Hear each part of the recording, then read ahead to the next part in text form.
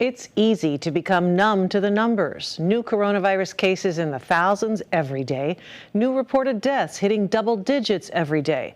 The so-called second surge hit Wisconsin hard in the fall of 2020 and showed us just how relentless this virus can be. I can't anticipate when a patient comes into the ICU if that's going to be it for them. Doctors and nurses told us they saw the same terrifying scene day after day.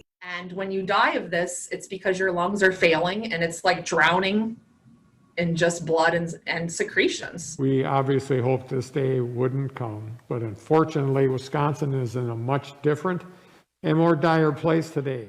In October, Wisconsin opened a field hospital at State Fair Park in West Dallas to treat coronavirus patients from across the state. So where are your caregivers from? Are they from out of state?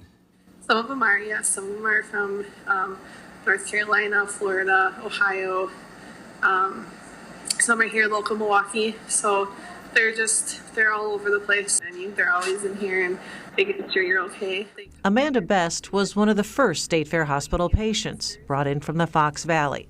At the time, it was one of the biggest COVID hotspots in the nation. Of the top 20 cities with the most new daily cases, 10 are in Wisconsin, and 3 of the top 4, Oshkosh, Appleton, and Green Bay, are in the northeast part of the state.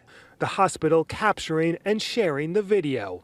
Doctors and nurses suiting up, masked, and working in hallways to meet a growing demand. How serious is the increase in cases that you're seeing? Our hospitals are getting to a point where they're getting overwhelmed.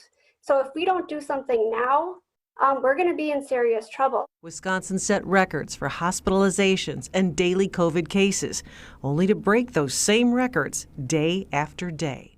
For every nurse, it sounds like that's getting over COVID and coming back to work. There's another case where there's been another exposure. COVID just takes over and it just fills your lungs up. I got so much fluid in my lungs right now, that's why I can't breathe. 64-year-old Oshkosh bar and restaurant owner Mark Schultz talked to me from his hospital bed Friday, where he's being treated for COVID-19.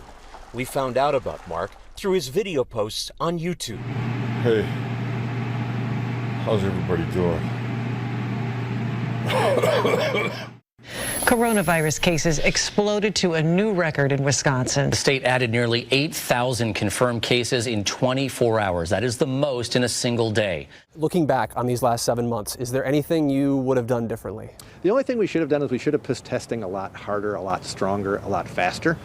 Testing did increase across the state in the weeks leading up to Thanksgiving, especially at Milwaukee's Miller Park testing hub. They had to turn people away Monday because there were so many. Were you here earlier? I did come on Monday, but I was here early, so I was able to get in. Now today I've been here an hour and a half so far, and we're just moving. Obviously we're in a surge, and you see the number of people coming out to seek testing. It's so important, people who are experiencing symptoms. By November, an average of 3 in 10 Wisconsinites tested positive. You hear those kinds of things and you wonder when you'll ever be able to have kids in buildings, when you'll ever be able to kind of go to the store and kind of feel secure. He had a little symptoms of a fever, so immediately I called. Taylor arranged for the tests to come to them, a COVID test house call for both her uncle and aunt. Here to test Miss Katie and then Mr. Ronald. Okay. And before Thanksgiving, health experts pleaded with people not to gather for the holiday. I don't want to get my aunts and uncles sick.